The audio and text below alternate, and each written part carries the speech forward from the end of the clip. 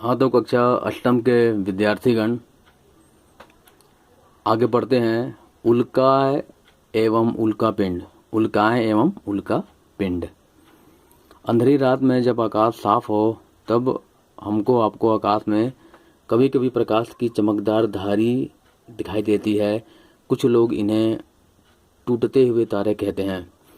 अक्सर फिल्मों वगैरह में दिखाया जाता है इसको। ठीक है, कुछ लोग मतलब मन्नतें मांगते हैं, विश मांगते हैं। ये फिल्मी होने की बात है, लेकिन हकीकत में यह तारा है जो वो किसी कारणवश टूट जाता है। वास्तव में तारे भी नहीं है, ये उल्काएं हैं। ठीक है, अंधेरी रात में जब आकाश साफ हो और हमको आकाश में कभी कभी प्रकाश की चमकदार धारी दिखाई देती है तो यह जो है उल्काएं हैं। उल्का एक छोटा आकाशीय पिंड होता है जो सूर्य की परिक्रमा करता रहता है। जब यह पिंड पृथ्वी के वायुमंडल में बहुत ही तीव्र गति से प्रवेश करता है तब घर्षण के कारण जल जाता है और प्रकाश की एक चमकदार धारी दिखाई देती है। कुछ उल्काएं वायुमंडल में पूरी तरह से नहीं जल पाती तथा इनका कुछ भाग पृथ्वी पर बिना जले ही गिर जाता है।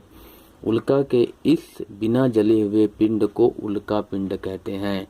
जो उल्काएं नहीं जलती है और ऐसी गिर जाती है पिंड के रूप में, उसे हम उल्का पिंड कहते हैं। और जो उल्काएं जलते हुए गिरती है उसे हम उल्काएं कहते हैं। ठीक है, अब आता है सौर मंडल में विभिन्न ग्रह एवं उपग्रह अपने अपने परिपथ में एक दूसरे की गति एवं मार्ग में अवरोध पहुंचाए बिना करोड़ों वर्षों से निरंतर सूर्य की परिक्रमा कर रहे हैं। क्या हमारा व्यवहार भी इसी तरह का है? क्या हम अपने समुदाय के सदस्यों के साथ उन्हें बिना नुकसान पहुंचाए समन्वय स्थापित कर शांतिपूर्वक जीवन जी रहे हैं? इससे इस पर विचार करना चाहिए ताकि समुदाय के सभी सदस्य शांतिपूर्वक जीवन जी सके। आइए अब इनके उत्तर दीजिए। इनके उत्तर दीजिए। पहला, वे आकाशीय पिंड जो किसी कारण ग्रह का रूप नहीं ले पाए। यह प्रश्न है, इसका उत्तर सुन लीजिए।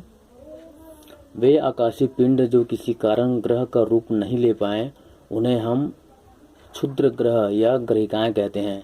ये मंगल और बृहस्पति की कक्षाओं के मध्य पाए जाते हैं। यह छोटे छोटे पिंड हैं। ये सूर्य की परिक्रमा करते हैं। ठीक है, ये इसका उत्तर है, आपके पुस्तक में दिया भी है, आप उसको देख के लिख सकते हैं। अगला प्रश्न है, वह आकाशीय पिंड जिसकी लंबी चमकदार पूंछ होती है। इसका उत्तर इस प्रकार है, वह आकाशीय पिंड जिसकी लंबी चमकदार पूंछ होती है धूमकेतु कहलाते हैं। वे एक निश्चित समय अवधि में मतलब एक निश्चित समय अंतराल के बाद बार बार दिखाई देते हैं। पूंछ सदा सूर्य के विपरीत उल्टी दिशा में होती है। ठीक है, अब अगला प्रश्न दिया है, उल्का और उल्का पिंड में अंतर लिखिए। ठीक है,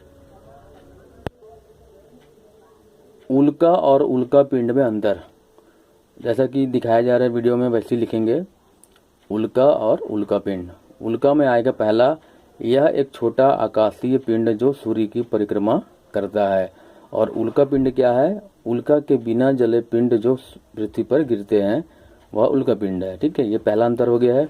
दूसरा अंतर आएगा, उल्का में आएगा इन्हें टूटता तारा भी कहते हैं और उल्का पिंड को अन्य कोई विशेष नाम इसका नहीं है। ये दो अंतर आपको लिखना है, ये दो अंतर पर्याप्त है। इसके बाद हमने सीखा दिया है पुस्तक में। हमने सीखा को आप पढ़ लेंगे। इसमें से बहुत सारा प्रश्न उत्तर बनता है, ऑब्जेक्टिव बनता है। ठीक है, बहुत सारे उत्तर आपको मतलब इसको पढ़ने से आपको मिल जाते हैं। तात्पर्य यह है कि हमने सीखा जो है पाठ का सारांश होता है। ठीक है, अब आते हैं अभ्यास का प्रश्न। पहला है, रिक्त स्थानों की पूर्ति कीजिए। पहला दिया है, क दिया है, तारों की विशेष आकृति के समूह को खाली स्थान कहा जाता है। तो इसमें आएगा तारा मंडल। ठीक है, दूसरा है, वह पिंड जो किसी ग्रह की परिक्रमा करता है वह खाली स्थान कहलाता है, वह उपग्रह कहलाता है। उपग्रह कहलाता है। ठीक है, ऐसे कि चंद्रमा पृथ्वी का उपग्रह है। ठीक है, अब ग है, सबसे ठंडा ग्रह वरुण है। ठीक है, सबसे ठंडा वरुण है क्योंकि सूर्य प्रकाश पहुंचता नहीं है इसके पास, बहुत कम मात्रा में पहुंचता है। अगला है खाली स्थान तारा उत्तर दिशा में स्थिर प्रतीत होता है। खाली स्थान तारा उत्तर दिशा में स्थिर प्रतीत होता है, इसमें आएगा ध्रुव तारा। क्या आएगा? ध्रुव। अंतिम है खाली स्थान तारा मंडल की आकृति एक शिकारी की तरह दिखाई देती है। अब आता है सही विकल्प चुनिए। पहला दिया है सूर्य के सबसे निकट का ग्रह, इसमें 4 ऑप्शन दिया गया है, इसमें से सही ऑप्शन रहेगा बुध। सूर्य के सबसे निकट का ग्रह बुध आएगा। क्षुद्र ग्रह पाए जाते हैं निम्न 2 ग्रहों की कक्षाओं के बीच में। दूसरा प्रश्न है, इसमें 4 ऑप्शन दिया गया है, इसमें से उत्तर सही उत्तर आएगा पहला का आएगा, मंगल और बृहस्पति। ठीक है, क्षुद्र ग्रह पाए जाते हैं मंगल और बृहस्पति की कक्षाओं के बीच में। ठीक है। तीसरा प्रश्न है, निम्न में से किस ग्रह के उपग्रह नहीं है? तो बुध आएगा, ग नंबर आएगा इसका उत्तर। बुध के कोई उपग्रह नहीं है। अगला है, इनमें से कौन सा, चौथा है, इनमें से कौन सा सौर परिवार का सदस्य नहीं है? तो इसमें आएगा तारामंडल।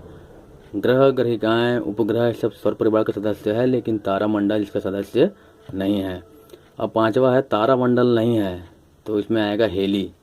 हेली जो है तारामंडल नहीं है, बाकी सब क्या है तारामंडल में आते हैं। ठीक है। अब देखिए ये